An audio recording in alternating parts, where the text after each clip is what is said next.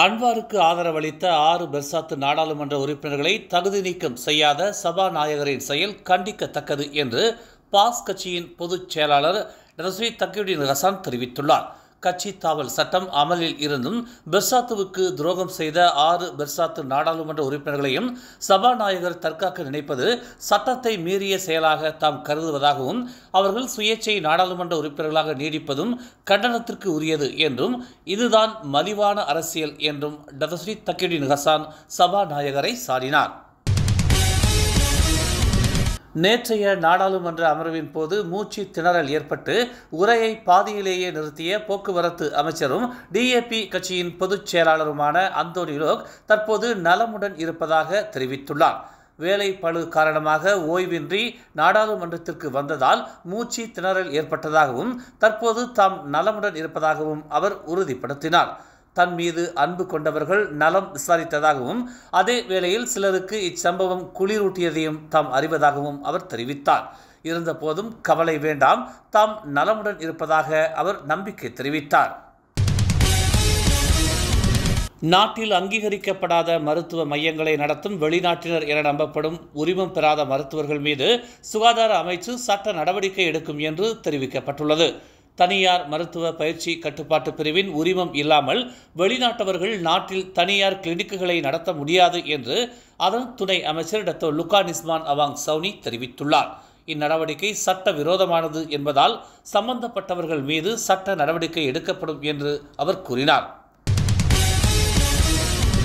தற்போதுள்ள ஓட்டைகளை அடைப்பதற்காக கட்சி தாவல் தடுப்புச் சட்டத்தில் திருத்தம் செய்ய அரசாங்கம் தயாராக உள்ளது என்று பிரதமர் ரதஸ்ரீ அன்வார் இப்ராஹிம் தெரிவித்துள்ளார். எதிர்க்கட்சிகள் சட்டத்தில் திருத்தம் செய்ய விரும்பினால் தாங்கள் அதை பற்றி விவாதிக்க தயார் என்றும் அன்வார் குறிப்பிட்டுள்ளார். அதனால் எந்த பிரச்சனையும் இல்லை என்று இன்று வெள்ளிக்கிழமை தொழுகைக்கு பின்னர் செய்தியாளர்கள் மத்தியில் அவர் இதனை தெரிவித்தார்.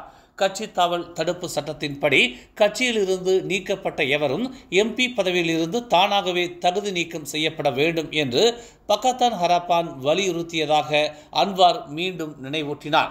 இருப்பினும் அந்த நேரத்தில் பெர்சாத்து அரசாங்கத்தின் ஒரு பகுதியாக இருந்தது, எனவே இதற்கு உடன்படவில்லை.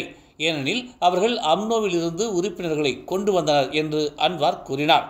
கூட்டரசு அரசியலமைப்பின் பிரிவு 49A உள்ள திருத்தங்கள் பொதுவாக கட்சித்தாவல் சட்டம் என்று அழைக்கப்படுகிறது.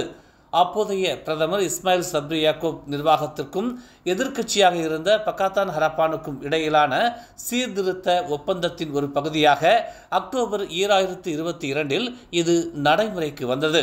பக்காத்தான் ஹராப்பான் அரசாங்கத்திற்கு எதிராக பெர்சாத்து தலைமையிலான கிளர்ச்சியில் பல PKR எம்பிக்கள் இணைந்த பிறகு அத்தகைய சட்டத்திற்கான உந்துதல் வேகம் பெற்றது என்று அன்வார் விளக்கினார். கெந்திங் கொம்பாக் நெடுஞ்சாலையில் ட்ரெய்லர் லாரி கவிழ்ந்து விபத்துக்குள்ளானதில் 2 வாகனங்கள் நொறுங்கியதாக தெரிவிக்கப்பட்டுள்ளது. நெடுஞ்சாலையில் கட்டுப்பாட்டை இழந்த லாரி எதிரில் வந்த வாகனங்களை மோதியதாகவும் லாரியில் உள்ள செங்கல்கள் சாலையில் சிதறி மற்ற வாகனங்களை சேதப்படுத்தியதாகவும் தெரிவிக்கப்பட்டுள்ளது.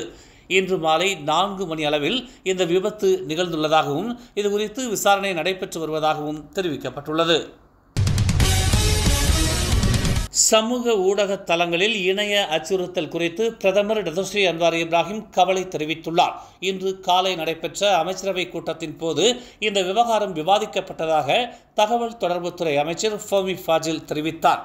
இதன்படி இணைய பகடிவதையை தடுக்க கடுமையான நடவடிக்கை எடுக்குமாறு மலேசிய தகவல் தொடர்பு மற்றும் பல்லூடக ஆணையம் மற்றும் காவல்துறைக்கு பிரதமர் அறிவுறுத்தியுள்ளார் என்று இன்று தனது செய்தியாளர் சந்திப்பின் போது ஃபோமி ஃபாஜில் இதனை தெரிவித்தார். போர்டிக்சன் தஞ்சோங் துவானிலிருந்து தென்மேற்கே 2.2 கடல் மைல் தொலைவில் நீரில் மிதந்த நிலையில் ஒரு உடலை மலேசிய கடல்சார் அதிகாரிகள் கண்டுபிடித்தனர். மலாக்கா மற்றும் நெகிரி செம்பிலானின் மலேசிய கடல்சார் அமலாக்க முகமை இதனை உறுதிப்படுத்தியது. நேற்று மாலை 5:10 மணி அளவில் முழு கால் சட்டையோடு அடையாளம் தெரியாத ஆடவரின் உடல் நீரில் மிதந்ததாகவும் உடனே தகவல் அறிந்து மீட்புக் குழுவினர் உடலை மீட்டதாகவும் மலேசிய கடல்சார் முகமையின் இயக்குனர் கேப்டன் முகமது கைரி அப்துல் அசீஸ் தெரிவித்தார். பின்னர் உடல் காவல்துறையினரிடம் ஒப்படைக்கப்பட்டதாக அவர் கூறினார்.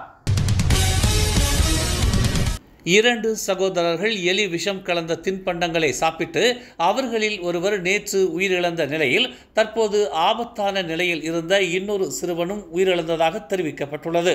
2 வயது சகோதரர் லூத் ஷவுகி நூர் சுஃபியான் இன்று உயிரிழந்தார். சிறுவர்களின் தாயார் நுரைன் ஹஸ்னோரிசால் இன்று வார்டுக்கு சென்று இளைய சிறுவனின் மரணத்தை உறுதிப்படுத்தினார். இன்று மதியம் 1:24 மணியளவில் லூத் உயிரிழந்ததாக தெரிவிக்கப்பட்டுள்ளது. கெடா லாபு பசாரில் உள்ள கம்போங் பாங்கோல் பராங்கானில் உள்ள அவரது சகோதரரின் கல்லறைக்கு அருகில் அவர் அடக்கம் செய்யப்படுவார் என்று தாயார் தெரிவித்தார்.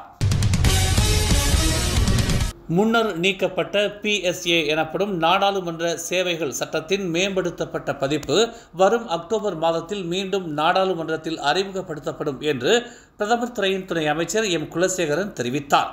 துன் டாக்டர் மகாதீரின் நிர்வாகத்தின் போது முதலில் ரத்து செய்யப்பட்ட PSA சட்டம் நாடாளுமன்றத்தை ஒரு சுயாதீன அமைப்பாக செயல்பட அனுமதிக்கிறது என்று குறிப்பிட்ட அவர் அதன் விவகாரங்களை நிர்வகிப்பதோடு அதன் ஊழியர்களை தேர்ந்தெடுக்கிறது என்று அவர் கூறினார். மேலும் அதன் செலவினங்களை கட்டுப்படுத்துவதாகவும் குலசேகரன் குறிப்பிட்டார். நாடாளுமன்றம் சுதந்திரமாக இருக்க வேண்டும், ஆனால் அது அரசாங்கத்திற்குள் இருக்கும் துறையாக இருக்க முடியாது என்று குலசேகரன் தெரிவித்தார். மற்ற நாடுகள் சில நாடாளுமன்ற விதிகளில் மேலும் முன்னேறி உள்ளன, நாம் அதை பின்பற்ற வேண்டும் என்று அவர் வலியுறுத்தினார்.